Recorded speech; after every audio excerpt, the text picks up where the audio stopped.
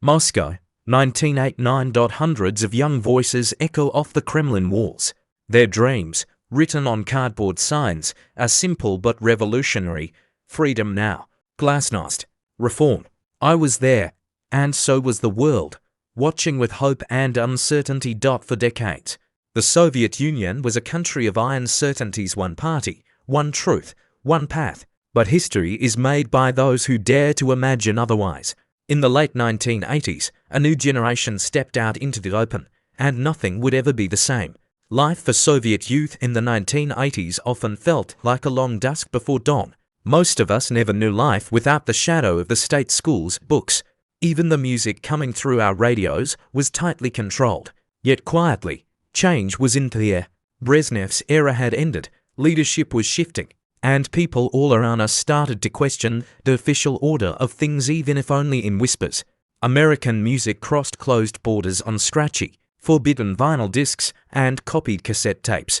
Blue jeans, glossy magazines, and Western blockbusters became tokens of a mysterious word, Zagranitsa, the idea of somewhere beyond, where life was brighter and possibilities endless.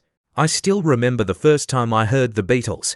In a single moment, it felt like a window was thrown wide open. The world was suddenly so much larger, more vibrant, and so much more beautiful than we had ever been told.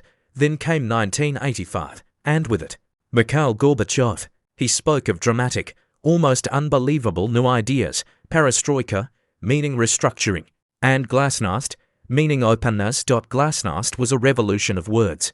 Suddenly, newspapers published secrets and scandals, laying bare corruption, failures, and the hidden pains of daily life. People debated policies on live television.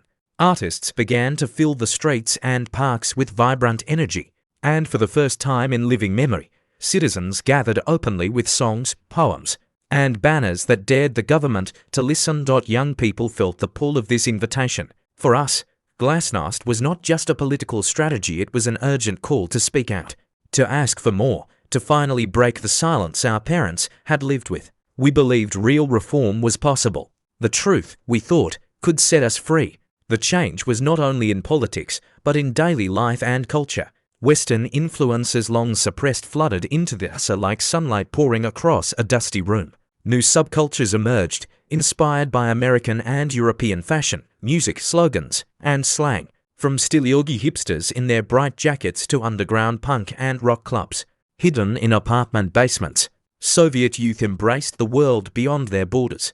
Walkmans and cassette tapes passing from hand to hand brought the voices of Queen, Michael Jackson, Madonna, and Led Zeppelin.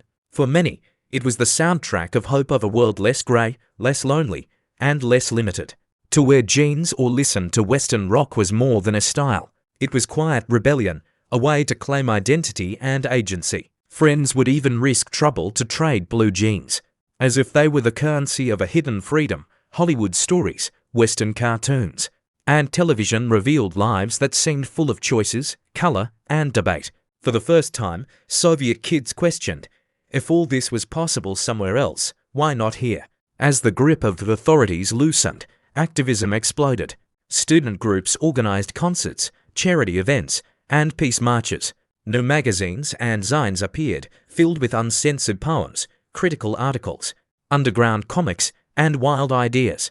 The pluralism of opinions was contagious. Samizdat literature, copied by hand or secretly printed, circulated everywhere from university dorms to city corners. For the first time, protesting felt possible and meaningful. We realized that maybe we could shape our destiny, instead of simply inheriting the rules handed down. Crowds, once afraid of the ever-present KGB, now filled city plazas. And sometimes, the KGB quietly stepped back. But there was more, a powerful, almost mythic belief in the West as utopia.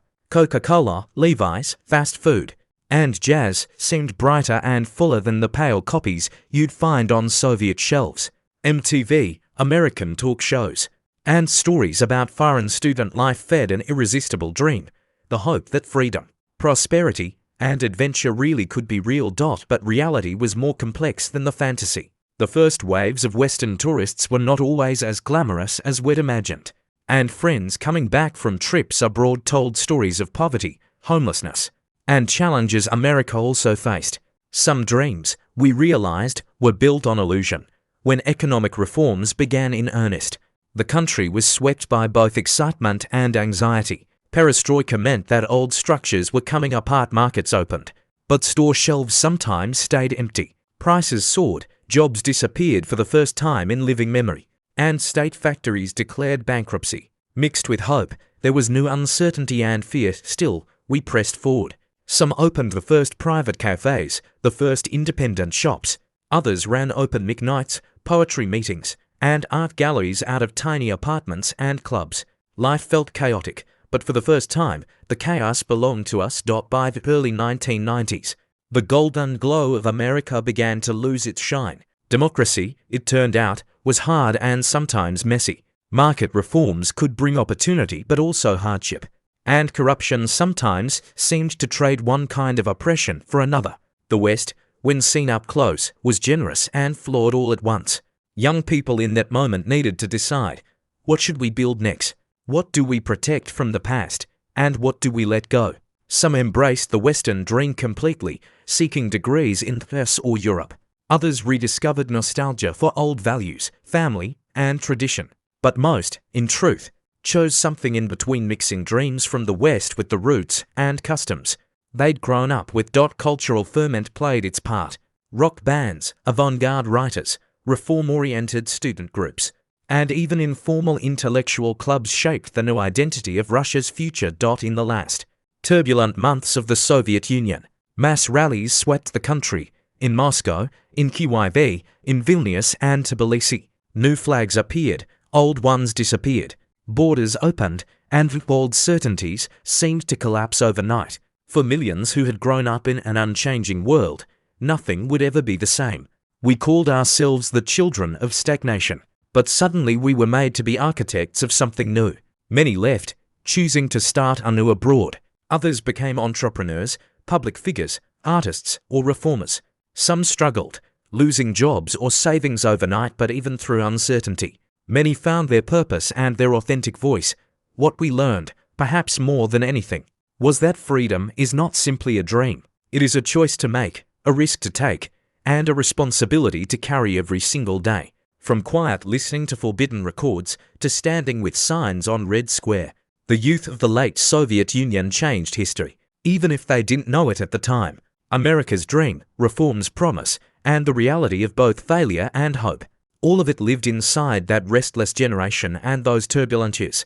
The story does not end with any single rally or law. It continues today, in everyone still searching for a place between East and West, tradition and change, yearning and memory. Because even as yesterday vanished, the dream of freedom lives on in new voices, new music, and in all who are willing to stand up and say, in a world once ruled by silence and fear, our time is now.